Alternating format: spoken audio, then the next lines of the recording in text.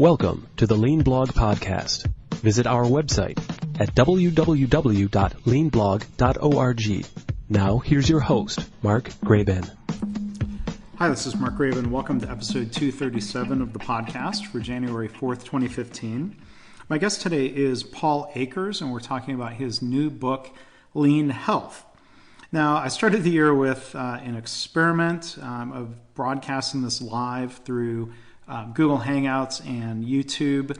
Not all of it went well. There were a lot of lessons learned, and I've blogged about that. If you go to leanblog.org, you'll see a post, and I've linked to it. If you go to leanblog.org/237, you can see the full video. It includes a few times when Paul's video cut out. We had to restart.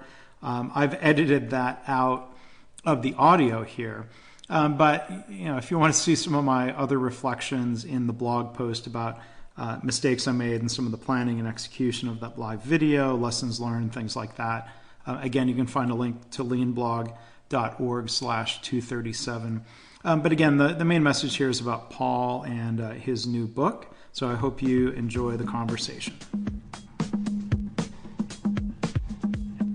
I'm excited that it's the first of my podcast, maybe the last, to be broadcast live on YouTube. My incredibly patient guest, and today is Paul Akers from FastCap in Washington State. Paul's been a good friend of mine and a great part of the Lean community. He was a guest previously in episode 133, where he talked about his first book, 2-Second Lean, and he was also part of episode 122. Today we're talking about his new book, just released, called Lean Health. So, Paul, we'll try again. I'll turn it over to you to introduce yourself and a little bit about your background. No problem. So, my story in a nutshell is I'm a woodworker. 18 years ago, I invented a product called the FastCap. That product took off and really went crazy. 3 years into my manufacturing foray, if you will, I learned about the Toyota production system. I went to Japan. I learned from Toyota and through other companies that were implementing Lean how to do it. I came back, got very passionate about it. What happened was we then became pretty good at doing Lean. It took quite a while, about 5 years. We had a lot of people come and tour our facility, very curious about how we were building this innovative culture that was so fully engaged. I wrote a book called 2-Second Lean, and then that book took off. Now it's in 11 languages. And so with the success that I've had with the success I've had with Lean, I said, well, you know what, there's one area of my life that is not so hot. It's my health. I was about 215 pounds, and I refer to myself as a little fat and sloppy, even though I was a very aggressive athletically. I had just climbed Kilimanjaro when I did this, and I had just done Everest Base Camp, and I did a lot of 14,000-foot mountains in a single day. So I'm not a slacker, but the bottom line is I was fat and sloppy. I don't know how else to put it. And I said to myself, is there a way to apply Lean principles to managing my health? Because my health was no different a process than anything else in my life. And so I began to do that. And over the course of the last year, I've been on a Lean health journey, and I wrote a book, and that's what we're here to talk about today. So, in the book, you talk a little bit about how you came to be on this journey before the book ever was a thought in your mind. Right. Can you elaborate a little bit on, what were the circumstances? What inspired you to? I mean, you've lost a lot of weight. Right. You're saying you're a lot healthier. It's not just a cosmetic difference. I'm sure it has a big impact on your life. So, I mean, what inspired you to start that fitness and weight loss journey? Well, so what happened was I had just completed Mount Kilimanjaro, about 19,000 feet, and then went over to Nepal and did Everest Base Camp, 17,500. Almost died in a snowstorm there. It was a very bad snowstorm. And I had achieved a certain level of physical prowess at that point. I was still overweight, but those were two hard mountains to accomplish. And I thought to myself, I need to, I would like to capitalize on this advancement in my health that I have. And so I began to, I downloaded a book called Eat, Sleep, Move by Tom Roth. And that book really stimulated me to think, hey, maybe I could do this. I started to lose weight. And over the course of the next 6 or 7 months, my health really started to improve. Then I was invited to go to Mercedes-Benz back, gosh, I don't know, that was 3 or 4 months ago. And I went to Mercedes-Benz, spent 3 days there with Alex and Paloma from Mercedes-Benz. And on our last night, we were having a beautiful dinner in an outdoor cafe in Baden-Baden, Germany. And Paloma, who's from Brazil and has a beautiful Brazilian accent and is a beautiful woman as well, Alex's wife, she looked over at me and said, Paul, you should really write a book. And when are you going to write your next book? She said. And I looked at her like, you're out of your mind. I'm traveling all over the world teaching people lean concepts, building lean cultures. I'm actually doing a documentary series with a famous producer from Hollywood right now. I don't have time to write a book. And she's a very powerful and persuasive woman. And she said, no, Paul, don't give me any excuses. You need to write the book. And I had no intention of writing the book at all. Just wasn't even on my mind. I'm just losing weight and feeling great and everything's fine. And, I paused and I thought, man, maybe I should do it. And over the course of the next 8 weeks, because of what Paloma said to me, I wrote the book in 8 weeks. And here we are talking about it. And we're launching it January 1st. So that's kind of the background on how the whole book came about and my journey came about. So let's talk more about the journey. I'd like to come back later and talk more about the process for bringing the book and audio book and everything to life. But, for the audience here, I've got a hard copy of the book here, and boy, right on the cover, Paul, you talk about transparency. Putting before, middle, and after pictures on the cover of the book. Good for you. But how would you summarize some of the results in terms of, how many pounds did you lose, and then what did you do? It's quite a striking difference there just over the course of 2 years. It's about 50 pounds in 15 months. I'm 166 today. I started at 215. And, I'm in the best physical shape of my entire life. I say in the book, and I don't want to say this egotistically, but I could run circles around most 18-year-olds. I do about 100 push-ups a day, 200 sit-ups a day. I run 4 miles.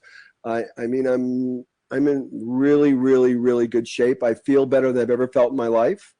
I feel more confident than I've ever felt in my life.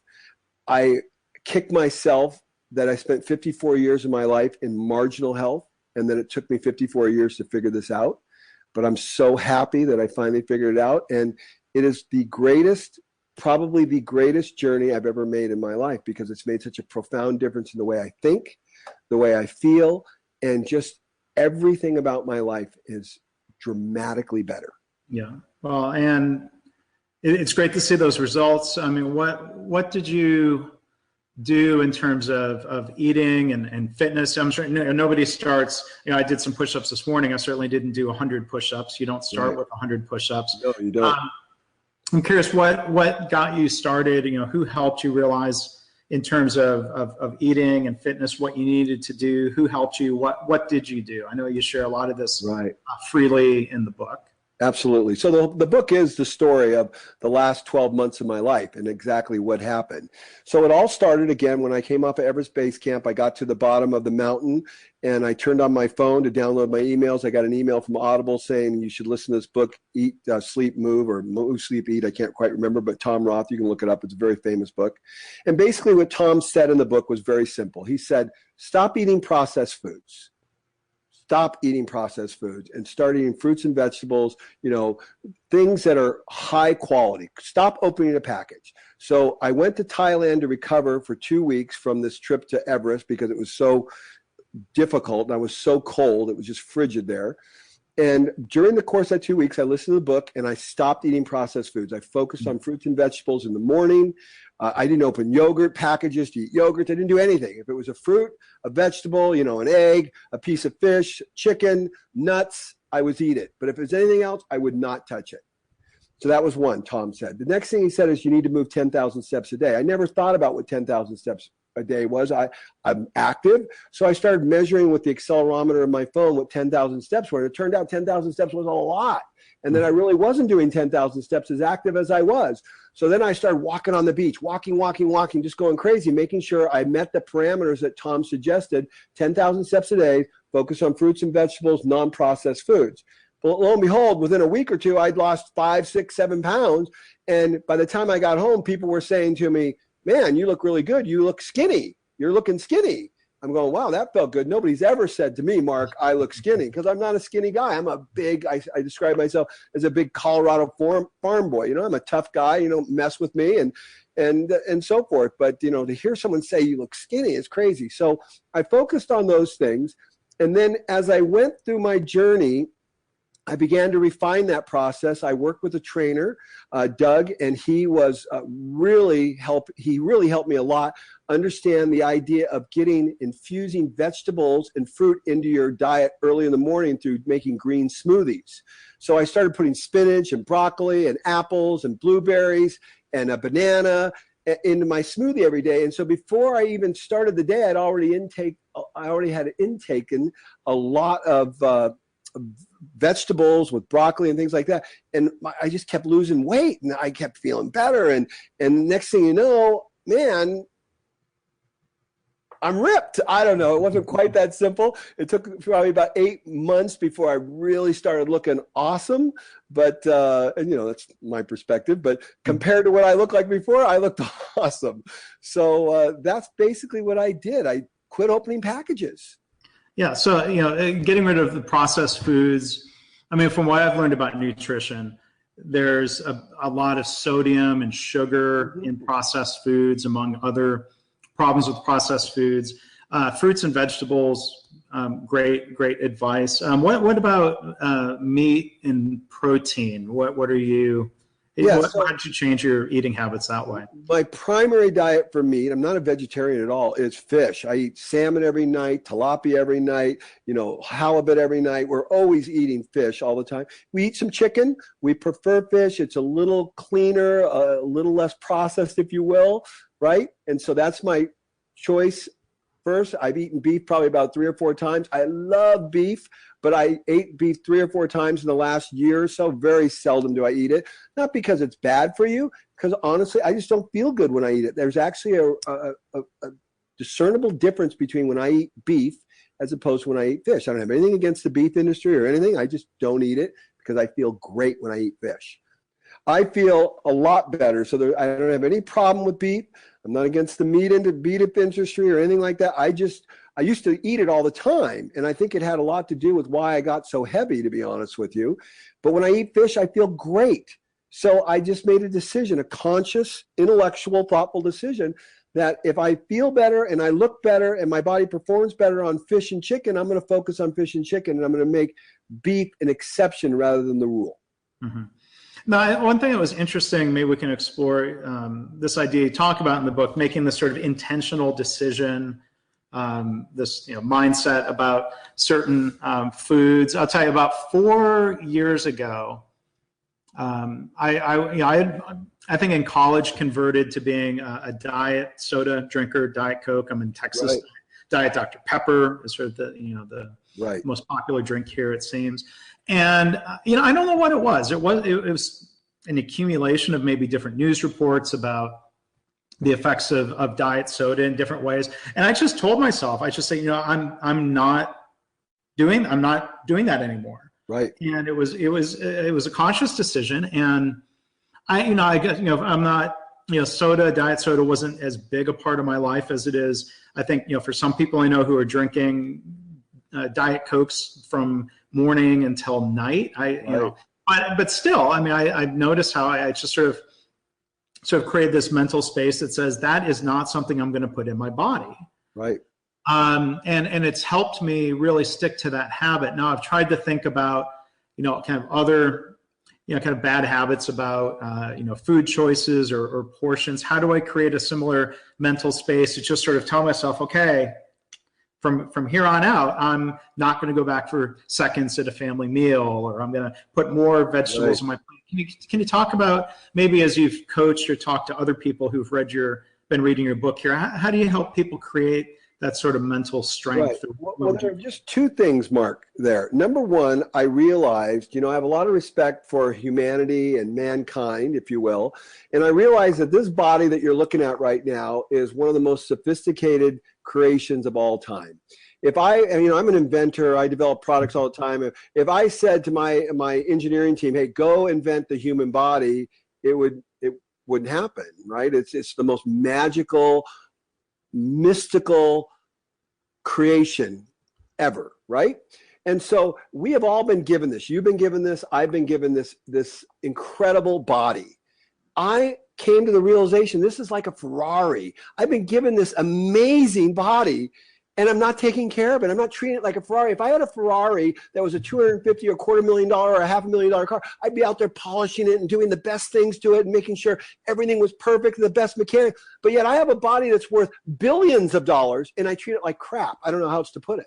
And all of a sudden it came to me. I said, what am I doing? I mean, I've been given this incredible gift. This is the way I experience life. Everything about life is done through this body right here, and I treat it like crap. And all of a sudden it came to me. I go, I'm never going to do that again. I'm going to start eating only healthy foods and start treating this like a Ferrari, like the cherished thing that it is. And so that was the first transformation. And then as I applied lean thinking to it, I thought, really, this mind here is what makes everything sets in motion. And this thing below the shoulders is the customer. And this thing right here is not delivering very good results to the customer. It's doing all kinds of deleterious, creating all kinds of deleterious effects with the things I eat. So why not start treating my body, the customer, the most important customer in my life? I'm a lean guy. That's what we do. We're here to add value, right? Mm-hmm. Why not start treating my most important customer with respect? So these are the transformations I went through mentally to get to where I am. Yeah, and it sounds like what you did was creating a broader mental model where I was kind of, focusing on a specific part of what I was consuming. And I guess you kind of created a more general mindset, a mantra of sorts, I guess, to help you evaluate not just diet soda, but other things, water. Okay, water, good choice. Right. You're not going to put water in the gas tank of a Ferrari, but you got it. Water is I think a good choice. You're going to put the proper fuels in the Ferrari. You're going to put the perfect fuels in the Ferrari because you value it, right? So you're going to put cheap gas in it. You're going to make sure you put the premium gas and the best quality from the best gas station that has the less additives in it that you're going to make it perform well. I mean, I have a high performance car. I don't have a Ferrari, but I have one equal to it. And, I'm very careful about what I put in that car. I don't mess around with it. Yeah. So I want to explore a little bit more of what you were saying in terms of, lean philosophy, lean approach. You've already brought up the idea of, treating your body as a customer. I guess, in the lean philosophy, we talk about having respect for people. That includes respect for customers. So I guess in this context, having respect for your own body and your own health. I mean, what are the other elements or ideas that you borrowed from general lean practice? Because again, I'll hold up the book for folks. This book, Lean Health. What makes it lean as opposed to just being good health or better health?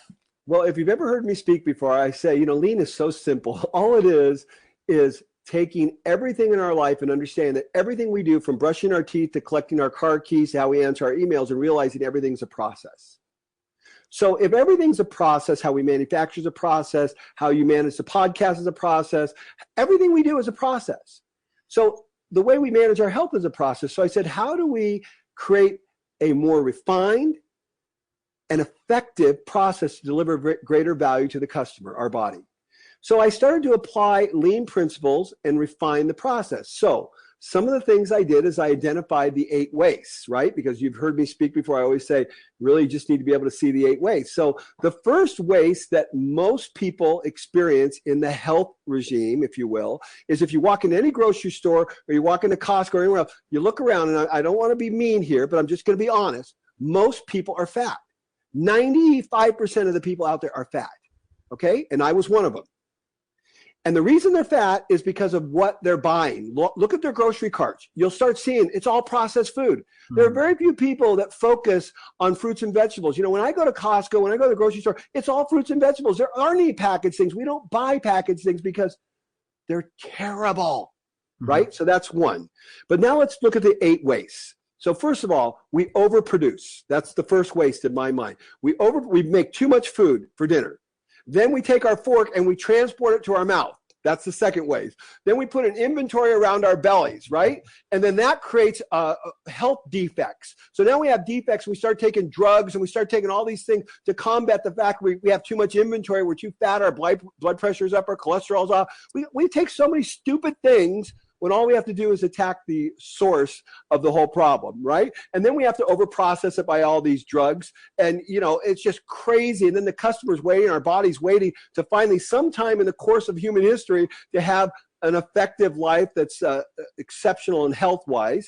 And we waste our potential. Those are kind of the quick little synopsis of the 8 ways how they apply to health. So I said, gosh, look at it. It's all right there in front of us. It's so basic. It's unbelievable. So then I started realizing, look at a great process. A lot of diets say, oh, well, you could have a cheat day. I know I watched Dr. Oz this morning. He says you should have one day off.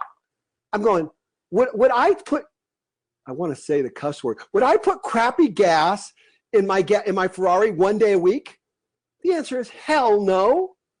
That would be the stupidest thing in the world. So I realized the correct process is to not create a defect at any point in the process of intaking quality food. So I never eat bad food. Now, here's the cool thing. I'm never tempted to eat bad food because I have created this powerful mental picture in my mind that bad food destroyed my life for 54 years. And I'm not going to do that anymore, right? So that stuff is evil in my mind. Mm-hmm. And the good food is golden. So I don't have any temptation to eat cake or anything. I say you could take 8 people and wrestle me down the floor and try to force a piece of cake in my mouth. I would never eat it. I have no desire. Zero, because I've made a clear association with what is a defect and what is high quality. And so, a Six Sigma guy would never introduce defects into the process, would they, Mark? That would be insane, wouldn't it? Right. So yeah, why, from a health standpoint, are we introducing defects into the process? Yeah, you seem happy, more beyond happy with your choices here, as opposed to feeling deprived. And I think again, you're kind of clearly this is not sponsored by Diet Coke. I've got that similar mindset, where, like you said, I'm not tempted by that, but I still get tempted by cookies, brownies, ice cream. That one too many glass of wine. I guess I've proven to myself that it's possible to sort of create a mindset around, okay, I'm going to draw boundaries and say, okay, no, I'm not going to do those things. And I guess in the spirit of lean, experimenting, trying and seeing, well, do I feel better? Do I sleep better? Do I have more energy? I guess it's an experiment worth trying in different ways. And is that what you're seeing with people who have read your book? I know you're starting to collect some stories, people we know who have read your book, they've been really touched by it, they're starting to lose weight. What kind of feedback are you getting from people about not just results they're getting, but how they're feeling about this different approach? It's crazy. It's been unprecedented. The success rate is like 99.9%. Everyone that's doing it that I know is just like, this is crazy, because the difference between this, if you will, and a diet is it fundamentally changes the way you think about food. Food is for the purpose of nourishing your body and taking care of your Ferrari. And the bad food is your enemy. And it's really just that simple. And because you've drawn those clear distinctions, the process is totally clear. It's not ambiguous. It's not vague. It's very clearly defined. People are having fantastic success on it. And I could just go across the globe. It's everywhere that everyone's doing it, just crazy success. Yeah. So, we've talked about food and diet.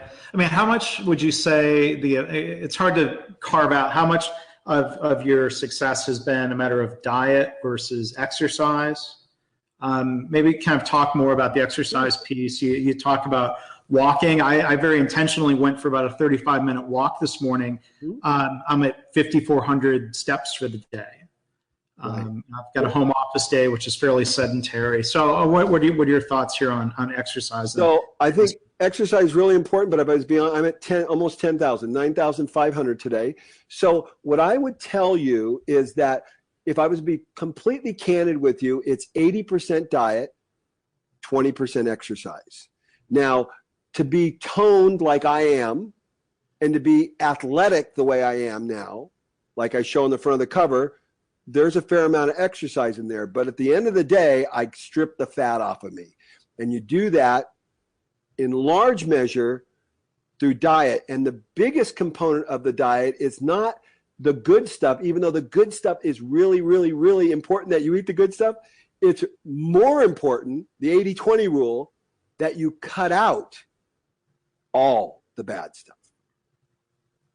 That's the kicker. Because most people, like me, for 54 years, if you would have told me, if I would have described how I eat prior to Lean Health, I would have said I eat really well. I eat lots of fruits and vegetables. I eat fish and chicken. I don't drink any soda. We don't have any chips in the house. We don't have any of the typical things that make you fat in the house. Mm-hmm. But we had plenty of things in the house that were not positive and that did undermine the positive stuff we did. It is the cutting off of the bad stuff that had the biggest effect. And then when you focus on the good stuff, fruits and vegetables and fish and chicken, nuts and things like that, oh my gosh, it's supercharging it. Mm-hmm. Yeah. Would you say, I'm just out of curiosity, back to the diet thing before, I'd like to talk about the book and the process for bringing that. How close is what you're doing to a quote unquote paleo diet that focuses on things that are very natural, meat, vegetables, nuts? I think it's very close. I'm going to be honest with you. I'm ignorant. I don't even know absolutely emphatically what the paleo diet is, but it sounds similar from what you're describing. I haven't looked into that, to be honest with you. My understanding of it is that it's just, think of what a caveman would have had available back in the day. If you can grow it or kill it or pick it from a tree as opposed to opening a box out of your freezer. Then they're very much the same. Yes, they're very much the same. So, I'm curious for you to talk about the book because, for anyone who's tuning in and thinking, okay, well, Paul is trying to be one of these, TV gurus and make a lot of money here. Paul, for people who don't realize, is making the book Lean Health freely available as a PDF, freely available as an audiobook on YouTube. So, Paul, I admire you for doing that. But can you talk a little bit kind of more generally about the publishing process, different decisions that you made in terms of e-book, physical book, audio book? This is a lot of time that you've put into this project, right? Huge amount of time and huge amount of money. So, my quick synopsis of my philosophical perspective is, I'm an American. I'm very lucky to be an American. I'm very lucky to have the opportunities that I've had in life. I've built a very successful company with a lot of help from a lot of people. And my goal and what gives me the greatest satisfaction in life is giving back. So we've made 98% of everything we do with Lean is free. Our videos are free. We don't want your email. We don't care about anything. If you want to learn, we're happy to teach you. So we've extended that philosophy to Lean Health as well. I didn't write the book to make money. I wrote the book to help people and change people's lives as my life was changed. So as you said, you can go to our website and you could download the MP3 file for free. You can download the PDF version for the Kindle, for the iBooks, and you can get everything for free. Or you can go to Amazon and buy it if you want. You can go to Audible and buy it. You can do whatever you want, but it's available everywhere. You don't have to spend a dime. We don't want your email. You don't have to register to do anything. Just go for it.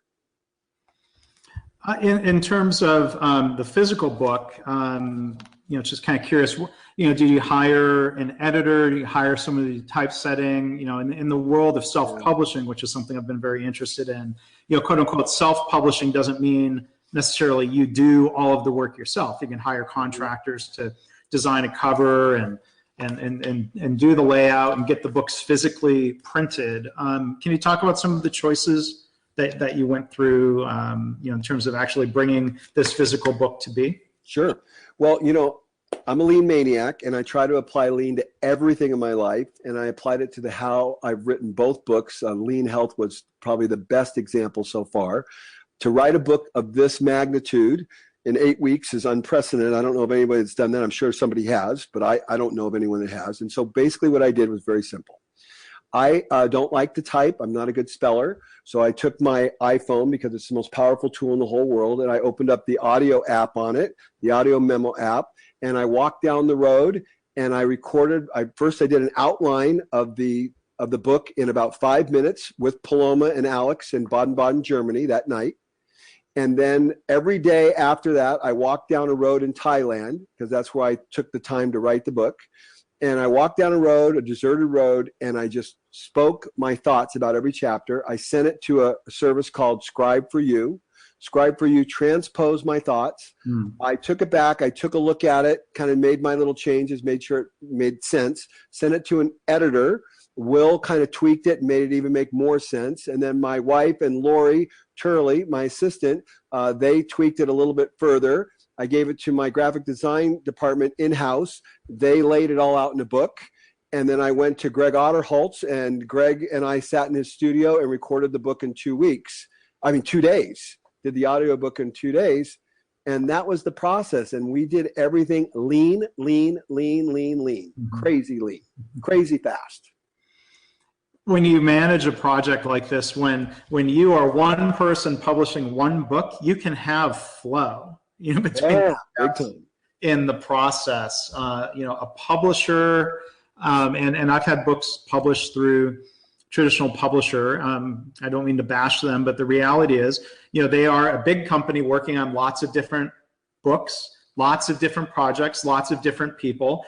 And it seems like a lot of time the focus is on keeping individual people busy instead of focusing on flow. And so as lean thinkers, we realize you need to focus on the flow, the end-to-end flow. Sometimes that means a machine or a person isn't going to be 100% utilized, but you get better results, and I think in most cases better profitability by having that focus on flow. That's something you've focused on quite a bit there at FastCap, right?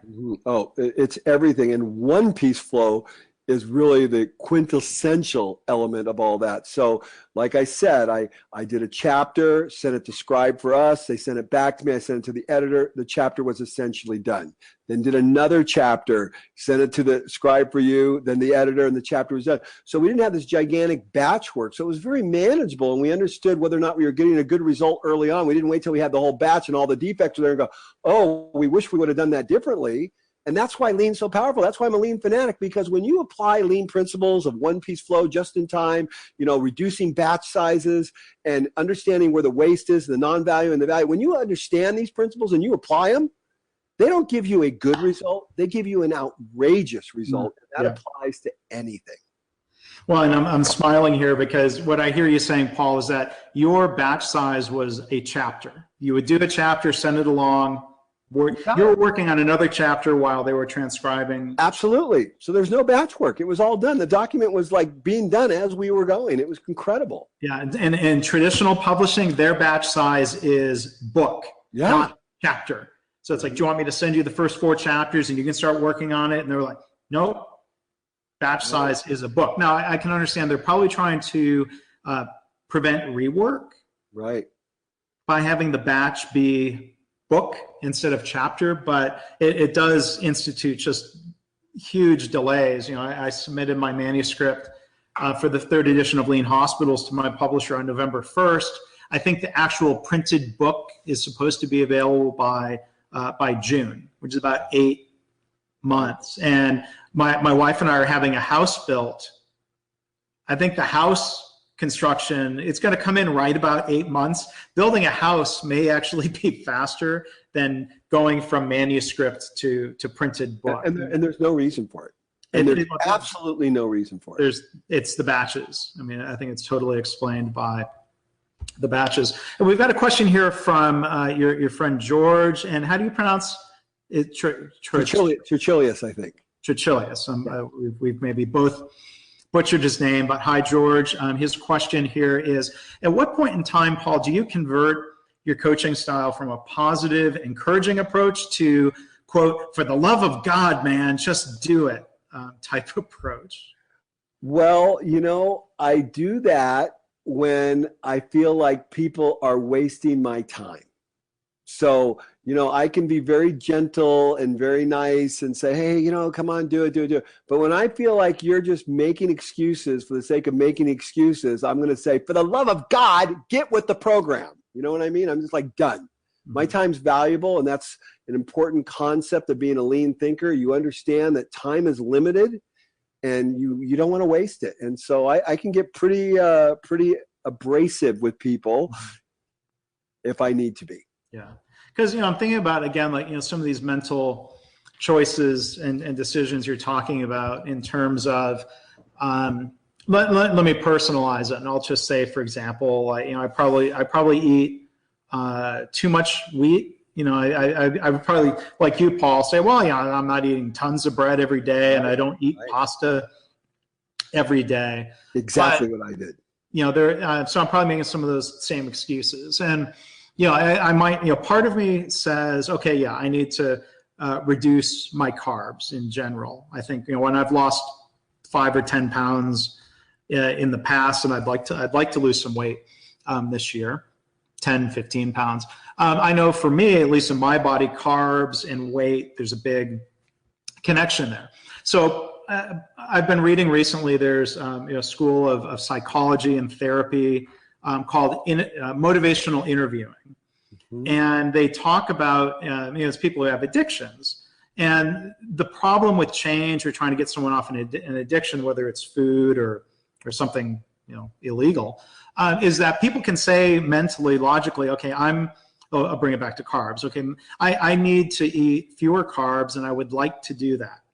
But then the balance, the flip side, so the angel on my shoulder is saying, yeah, I want to do this. The devil on my other shoulder says, oh, but that sandwich is going to be really tasty, and look at that ice cream, and so there's a benefit, I guess. This is the problem that they're trying to break through with the addiction counseling, is that people feel ambivalent to change. Yeah, I want to, but I shouldn't do that. But there's pleasure or short-term benefit from it. And so this motivational interviewing approach is trying to get people to spend more time articulating why they should change instead of talking about why I don't have to, or the excuses, which I know. Anyway, I thought you would find that approach interesting. Yeah, I don't know if I would agree with it. I think there are elements of it that make a lot of sense. I think you must understand who your enemy is.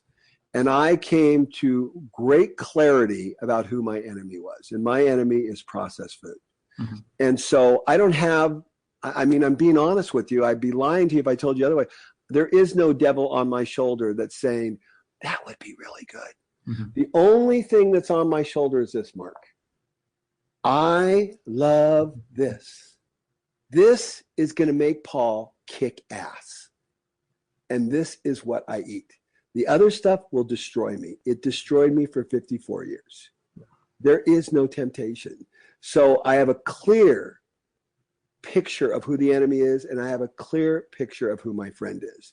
And it becomes very easy when you have that level of definition to what you're doing. And I do not have a bowl of fruit that I can grab on the side of the conversation. So that gives me something to think about too. Right. We've got another question here, and we'll go ahead and wrap up in a few minutes. Question that came in. What percentage of your own employees at FastCap are now following this? Is there a distinction in different age groups that have taken it on? Ashley from the UK asked that question. That's a very good question. So if I was to tell you the exact number, I can't tell you the exact number, but I would say right now 20 to 30% of them are doing it. Probably the most encouraging results that we've had is my wife has been overweight and struggled with her weight her entire life, been very, very difficult. And she's done everything imaginable to lose weight and failed. And she has lost 23 pounds now. And that is, I'm telling you, I'm shell-shocked. I can't even believe that she's been this successful. And, one of the battles that I battled as, husband and wife is, get the crap out of the house. And, we fight, no, it's okay to have a little bit of this. And I don't know. I think what happened was, and this is a powerful concept, is if you set a good example, I don't want to say good, if you set a great example in life, it becomes compelling to the people around you. Mm-hmm. And I think my wife was, I don't know what she'd say if she's sitting next to me right now, but I think she was so blown away by the results I was getting that she could not argue with me anymore about the deleterious effect that this processed food was having on us. Yeah. And she cut it off. and she's doing incredible. Yeah, well, that's good. And I'm sure there's, kind of mutually supportive. Sure. Oh, no, she does an awesome job. I mean, we had great food every night because she makes amazing food every night. We had squash last night. We had broccoli with some Parmesan on top of it, and we had tilapia, and it was like crazy, ridiculously good. And this is another thing I always talk about, I never have a bad meal. I never overeat. I don't even know. I spent my whole life overeating and eating bad meals that I shouldn't have eaten. And now every meal is perfect because we're very clear on what the goal is. Yeah. We got another question here from Matt. Hi, Paul. I know you travel a lot. I find when I travel, sometimes I need to compromise my diet to suit what's available on a tour, to breakfast, etc. I understand that challenge too, Matt. How do you deal with this when you travel, Paul? Well, I lay that out in the book pretty simply. First of all, traveling is easy for me. General rule of thumb is every time I travel, I lose weight. I don't gain weight. I used to always gain weight. Now I lose. And so I do that because I always have a minimum of maybe 2 to 3, maybe sometimes 4 apples in my backpack at all time. Okay, so if I ever get hungry, I've got a delicious piece of fruit. I always have 3 apples with me, minimum in my backpack. I always have a bag of unsalted nuts with me. So I'm prepared if I get hungry, so I can always eat quality food anywhere I am. The second thing I do is when I go to breakfast, lunch, or dinner, I'm always looking for the fruits and vegetables, the fish and chicken, those kinds of things to eat. And I don't eat anything else other than those things. The third thing I do is I tell the people that I'm going to visit. I'm very picky about my food. You don't have to make anything special for me, but I only will eat fruits and vegetables, fish and chicken. And they seem to be overwhelmingly willing to accommodate what I want. And they actually get caught up in what I'm doing and do the same thing because they feel so much better. So I'm very deliberate about my diet. Yeah. Okay, last question, and we'll wrap up here, Paul. Question from George again. What's your next challenge? Well, the most important challenge is this book and the wide adoption of the concepts in it globally. So that is my big challenge. How do I get millions of people to understand the power and simplicity of what I'm talking about in lean health? And that is my number one focus. And beyond that, my goal has been to change the world by teaching lean to a country working directly with the head of state. So that's my big, hairy, audacious goal. Specifically, the next 2 years, I'm going to be focusing pretty heavily on lean health and getting the word out. Yeah, well, that's great, Paul. Well, thank you so much for being a guest here on the first live YouTube broadcast that I've done. I will probably lick my wounds and do a bit of a retrospective and probably try this again at some point with lessons learned. But thank you for your patience as I figured out the technology, and I'll again admit to the audience here, a lot of the problems here were user error, so I need to reflect on that and think about that. But I will make the video, warts and all, will be out there on YouTube. I'm going to take an edited version and publish that as an audio podcast. And for those of you who would like to hear Paul's previous podcasts and other podcasts that I've done with a lot of really interesting people, you can go to leanpodcast.org. And again, my main website is leanblog.org. Paul, thank you so much for giving this a shot today and sharing your story. Yeah, my pleasure, Mark. Thank you for the opportunity. Thanks for listening. This has been the Lean Blog Podcast. For lean news and commentary updated daily, visit www.leanblog.org. If you have any questions or comments about this podcast, email Mark at leanpodcast@gmail.com.